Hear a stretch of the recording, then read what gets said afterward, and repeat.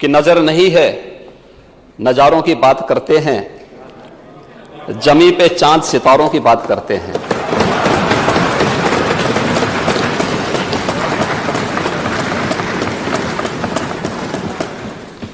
वो हाथ जोड़ के बस्ती को लूटने वाले भरी सभा में सुधारों की बात करते हैं।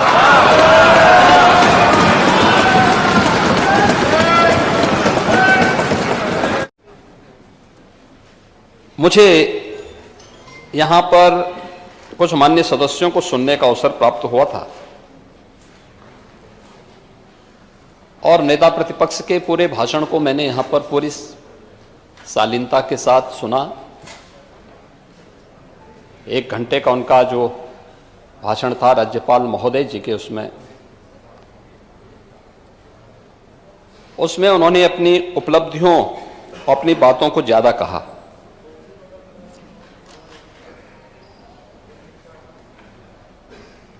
और स्वाभाविक रूप से नेता प्रतिपक्ष होने के नाते उन्हें अपनी बातों को कहना था, लेकिन मुझे नेता प्रतिपक्ष की कुछ बातों को लेकर के बहुत आश्चर्य हो रहा था।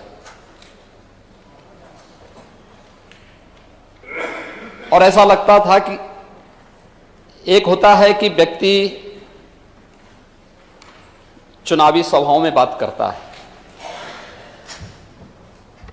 वहां पर वह अपनी अपनी मीठी मीठी बातों को बोलता है,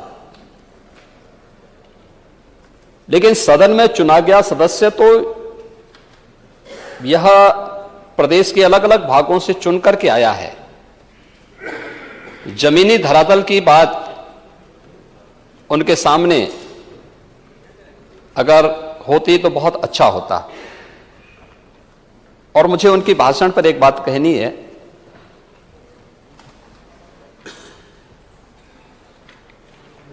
कि नजर नहीं है, नजारों की बात करते हैं, जमी पे चांद सितारों की बात करते हैं।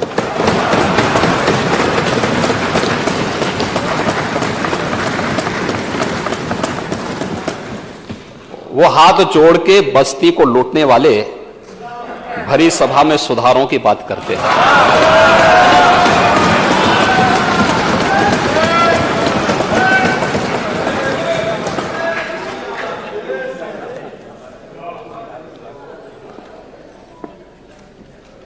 पूरा भाषण 1 घंटे का अगर आप देखेंगे,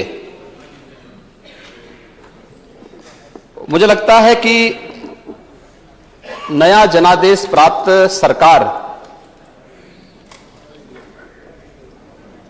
के सामने जब हम इस प्रकार की बात करते हैं तो एक प्रकार से जनादेश का अनादर ही कर रहे हैं। और मुझे इस पर एक बहुत अच्छी बात याद आती है। एक मनीषी ने कहा कि अभिमान तब आता है जब हमें लगता है कि हमने कुछ किया है, और सम्मान तब मिलता है जब दुनिया को लगता है कि आपने कुछ किया है।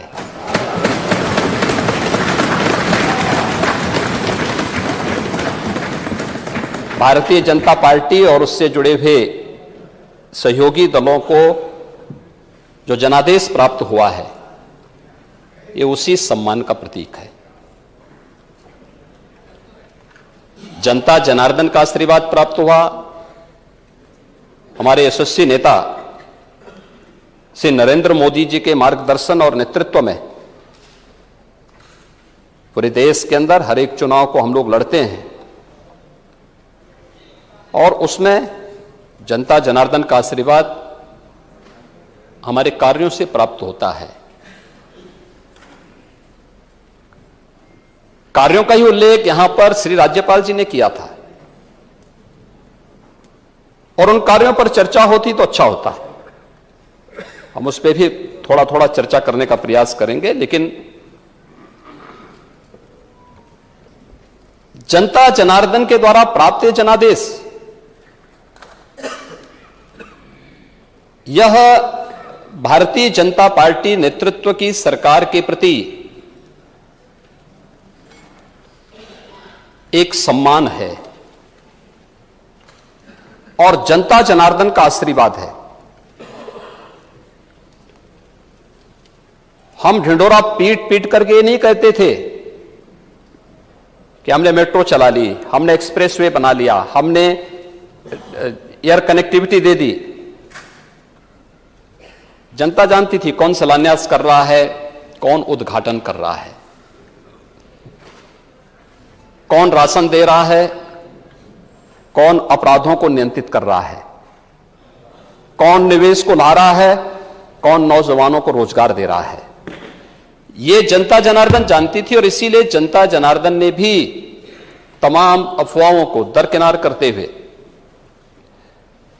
भारतीय जनता पार्टी नेतृत्व पर विश्वास किया, सरकार को पुनः आने का अवसर दिया। 37 वर्षों के बाद महोदय, 37 वर्षों के बाद कोई सरकार अपना 5 साल का कार्यकाल पूरा की, कार्यकाल पूरा करने के बाद फिर से आई है और फिर से धमाकेदार तरीके से अपना काम प्रारंभ भी कर रही है।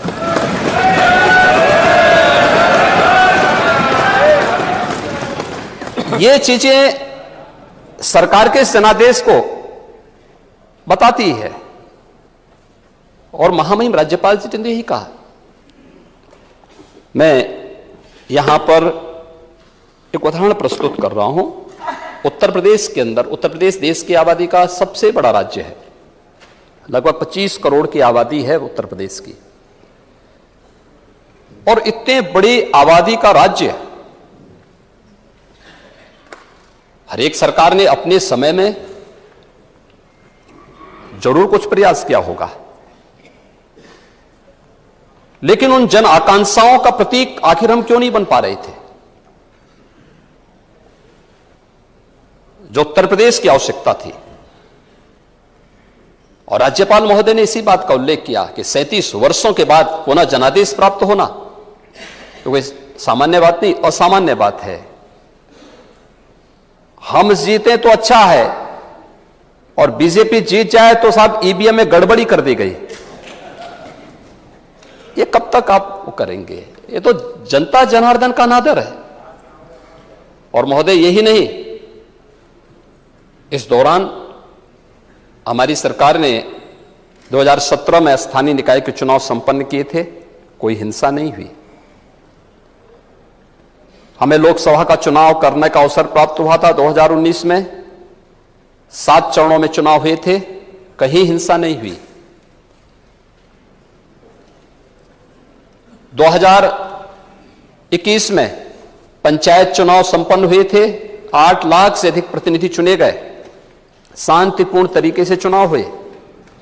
2022 में शांतिपूर्ण तरीके से विधानसभा के चुनाव भी संपन्न हुए, कोई आरोप प्रत्यारोप नहीं।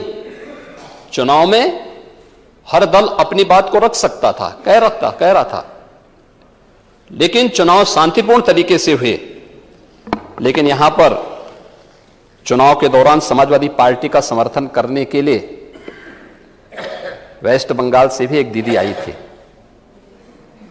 और क्या स्थिति थी बंगाल में?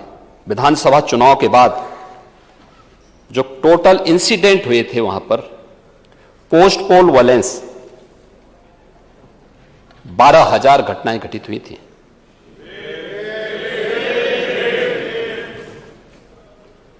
दो 294 विधानसभा सीटों में से 142 पर हिंसा की घटनाएं हुई थी, हिंसक घटनाएं घटित हुई थी।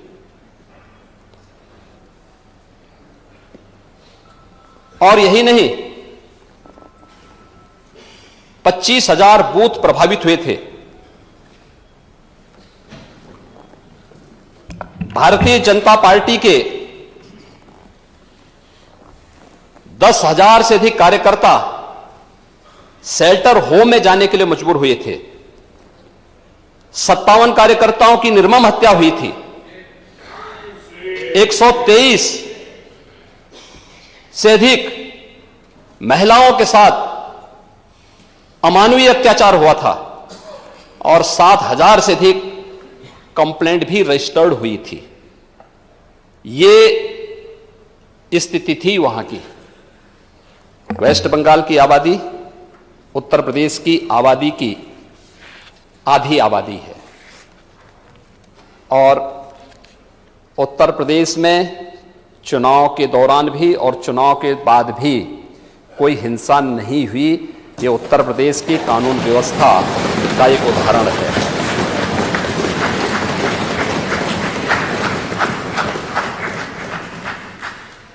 लेकिन क्या यहां पर भारतीय जनता पार्टी की अगर सरकार नहीं होती तो तब भी क्या ऐसे ही रहता? नहीं होता, क्योंकि हम लोगों ने हमें हमारा नेतृत्व एक ही बात के लिए हमेशा आगाह करता है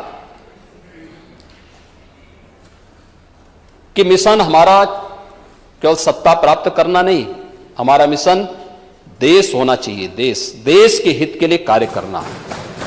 और देश के लिए हित के लिए कार्य करने के लिए भारत ने संसदीय लोकतंत्र को अपनाया है, तो संसदीय लोकतंत्र की भावनाओं का सम्मान भी हमें करना होगा। उन संसदीय भावनाओं को सम्मान करके हमें आगे बढ़ना होगा और उन भावनाओं को लेकर के यहां पर लगातार कार्य होता है। उन्हीं मुद्दों को लेकर के हम लोग चलते हैं, उन्हीं भावनाओं को लेकर के सम्मान भी दिया जाता है, वही कार्य होते हैं। और यही कारण था मार्च 17 में जब भारतीय जनता पार्टी नेतृत्व की सरकार प्रदेश में बनी थी, तो प्रदेश में सरकार बनने के बाद से कार्य प्रारंभ हुए थे। हमने कार्य किया। डबल इंजन की सरकार ने डबल और ट्रिपल स्पीड से काम किया, उसके परिणाम भी आए। ईज ऑफ डूइंग बिजनेस में हम रैंकिंग में भारी सुधार हुआ।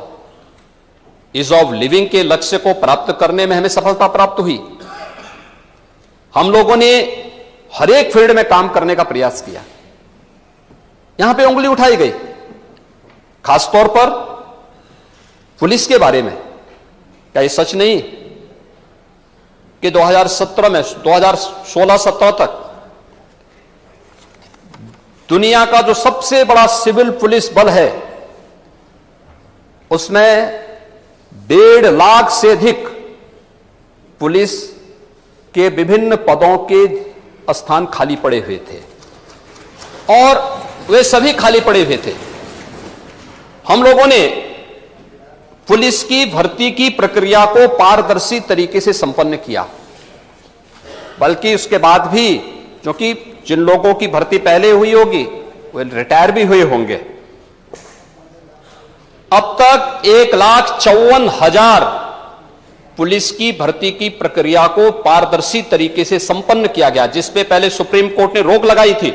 उत्तर प्रदेश में 2017 से लेकर के जब भारतीय जनता पार्टी नेतृत्व की सरकार आई तो उस प्रक्रिया को हम लोगों ने शांतिपूर्ण तरीके से, पूरी स्वच्छता और पारदर्शी तरीके से संपन्न किया। 1,54,000 से अधिक पुलिस की भर्ती को संपन्न भी किया और भर्ती को संपन्न करने के बाद वहां पर ट्रेनिंग की क्षमता को हम लोगों ने तिगुनी किया है। जो पुलिस भर्ती में केवल भर्ती नहीं होना है, भर्ती होने वाले रिक्रूट हैं उनकी ट्रेनिंग को भी उसी क्षमता के साथ आगे बढ़ाना था। 3 गुनी क्षमता की गई। पैरामिलिट्री और मिलिट्री के ट्रेनिंग सेंटर भी लिए गए और ट्रेनिंग सेंटर में फिर इस कार्यक्रम को आगे बढ़ाने का काम किया गया। व्यापक रिफॉर्म किए गए। पहली बार प्रदेश में 4 पुलिस कमिश्नरेट बने हैं। उत्तर प्रदेश के अंदर एसडीआरएफ का गठन हुआ, एसएसएफ का गठन हुआ, स्पेशल सिक्योरिटी फोर्स, उसका गठन किया गया। उत्तर प्रदेश ने मात्र 2 साइबर थाने थे, हर एक रेंज में एक साइबर थाने का गठन हुआ। सेफ सिटी के अंतर्गत सभी स्थानों पर जितनी भी हमारे बड़े शहर हैं, 17 नगर निगम हैं, इन सभी 17 नगर निगमों को आईटीएमएस के साथ जोड़ते हुए सेफ सिटी की कार्रवाई को आगे बढ़ाने का कार्य हुआ और लखनऊ में उत्तर प्रदेश फॉरेंसिक इंस्टीट्यूट की स्थापना की कार्रवाई को भी हम लोगों ने आगे बढ़ाया। उत्तर प्रदेश के अंदर कानून व्यवस्था की स्थिति को बेहतर बनाने के लिए कभी पीएसी बल की बड़ी भूमिका होती थी। एक साजिश के तहत 54 कंपनियां समाप्त कर दी गई, उसका गठन ही नहीं होने दिया। पीएसी होती तो क्या मुजफ्फरनगर में महीनों महीनों तक कर्फ्यू रहता? पीएससी होती क्या बरेली में कर्फ्यू रहता?